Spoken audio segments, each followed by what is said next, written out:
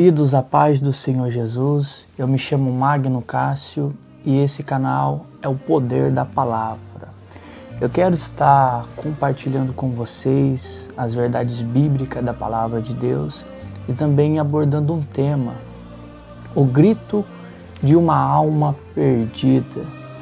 O texto que se encontra lá em Lucas, capítulo de número 16 e a partir do verso 28 em diante.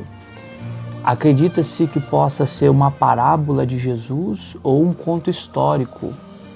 O conto de duas pessoas, Lázaro, o homem pobre, e o homem rico. A história vai nos dizer que havia um homem muito rico que dava festa todos os dias, se vestia com roupas caras. E havia também um homem pobre chamado Lázaro, aonde ele tinha chagas, aonde ele tinha na sua pele muitas feridas. E a Bíblia diz que as pessoas colocavam ele na porta deste homem rico. E o objetivo dele estar na porta era para que ele comesse das migalhas que caíam ali da mesa daquele homem rico. A Bíblia chega a dizer que até mesmo os cachorros lambiam a ferida daquele homem. E um dia a morte chega para este homem pobre chamado Lázaro. Os anjos o levam para junto de Deus e também há o sepultamento deste homem rico. E a Bíblia diz que ele vai para um lugar de morte, conhecido como Hades ou lugar de tormento. Acredita-se que chama no grego Sheol. E o Lázaro pobre, ele vai para o seio de Abraão. Essa história eu quero trazer para você uma reflexão muito interessante, muito importante, porque enquanto o Lázaro pobre está no seio de Abraão, caminhando com Abraão, e no meio há um abismo, uma divisão entre o Hades e lá está o homem rico, a Bíblia diz que ele está passando por muitos atormentos, a ponto aonde ele vê Abraão, que a gente morre, foi sepultado, a nossa alma já é destinada para um lugar. Ou a gente vai para o seio de Abraão, ou a gente vai para o lugar de tormento, conhecido como mundo dos mortos, onde o fogo não se apaga. E era exatamente neste lugar aonde ele estava, e a Bíblia diz que quando ele estava neste lugar, ele pede então por socorro. É por isso que eu abordei aqui um tema, o grito de uma alma perdida, porque a Bíblia diz que ele pede então para que Abraão mandasse com que Lázaro fosse à casa de seus irmãos, à casa de seu pai, para que anunciasse a ele, os seus irmãos, então, ali, tudo aquilo que aconteceu e aonde ele estava, para que os seus irmãos não chegassem aonde ele estava. Mas o que me chama a atenção é a resposta de Abraão para este homem, porque lá em cima já tinha as leis, lá em cima já tinha os livros e também já tinha os profetas. Então, era necessário ele acreditar nas leis, nos profetas, nos livros que ali já estava. E a resposta foi exatamente essa. Disse-lhe Abraão: eles têm Moisés e os profetas, ouçam-nos. E disse-lhe ele: não, Abraão, meu pai, mas se algum dos mortos fossem ter com eles, arrepender-se-ão. Porém, Abraão lhe disse: se não ouvem a Moisés e aos profetas, tampouco acreditarão, ainda que algum dos mortos ressuscitem. Olha a resposta de Abraão a esse homem.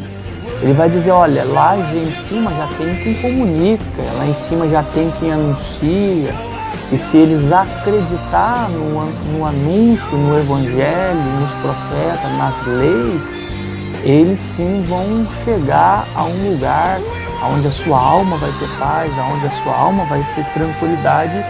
Assim, é a mesma coisa onde estava a alma daquele homem pobre. Abraão também faz ele lembrar que quando o homem rico estava sobre a terra, ele se gozava de bens, ele se usufruía de riqueza, de coisas materiais, enquanto o pobre, ele só usufruiu de coisas ruins, migalhas que caíam, era mendigo, ficava na porta, mas ele então teve a oportunidade de estar no reino de Deus. Porque eu estou falando o grito de uma alma perdida. Porque enquanto a gente está na terra, Deus nos dá a oportunidade de ajudar as pessoas, Deus nos dá a oportunidade de ver o mundo com um olhar de equidade. Deus nos dá a oportunidade de fazer as coisas da maneira certa. Deus nos dá a oportunidade de viver a sua lei. Deus nos dá a oportunidade de ouvir os seus profetas. O seu profeta hoje é o pastor, o anjo da sua igreja. O seu profeta hoje é aquele pregador que prega as verdades bíblicas. A lei, os livros de Deus é a Bíblia. A Bíblia contém 66 livros. Ela é a nossa instrução. A Bíblia é que rege a nossa vida. O Antigo Testamento, uma sombra de tudo aquilo que aconteceu com os patriarcas, que aconteceu com os juízes, com os profetas e com os reis. O Novo Testamento nos mostra a desenvoltura do Senhor Jesus, o seu batismo, nos mostra a seleção dos 12 apóstolos, nos mostra as cartas paulinas, os discipulados que Paulo nos apresenta, a compostura, a ética, o costume da igreja cristã dentro das cartas paulinas. Essas sim são as leis e os livros que esse Abraão está dizendo para então o homem rico. Olha, se os seus irmãos acreditarem nos profetas que ali estão, nas leis e os livros, eles não vão estar no lugar onde você está, que é o lugar de tormento. Então essa alma, ela está gritando por missões, mas nós percebemos que a primeira missão, ela já quebrou, que é a de se salvar. Sabemos que a primeira missão que a gente tem é salvar nossa alma, ser firme e fiel às leis de Deus e então salvar a nossa alma para estar no seio de Abraão. A primeira missão ele já quebra, agora ele quer usufruir e tentar compartilhar com seus irmãos a segunda missão, que é evangelizar, levar, proclamar o evangelho, mas só que essa missão ele já não tem mais oportunidade de executar, pelo fato dele já não estar mais na terra, sobre a terra, entre os viventes. Então este homem está gritando, este homem está clamando. Até hoje acredita-se que possa ser uma parábola de Jesus fictícia ou possa ser um ponto histórico para ilustrar o momento daqueles homens que estavam ali juntamente com Jesus. Mas a reflexão que eu tenho para você é: hoje você tem o presente de Deus, a dádiva, o dia. O ontem já se foi, o amanhã pertence a Deus. Não sabemos se amanhã vamos estar vivos ou mortos, mas o grande segredo é: e a nossa alma? Para quem está sendo predestinada, preparada? Será que é para Deus, o seio de Abraão?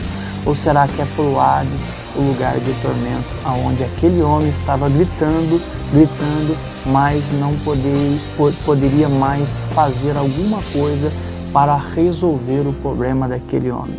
Você que está ouvindo aí, preste bem atenção, viva uma vida com comunhão, relacionamento, proximidade com Deus, porque Deus está te dando a oportunidade para você viver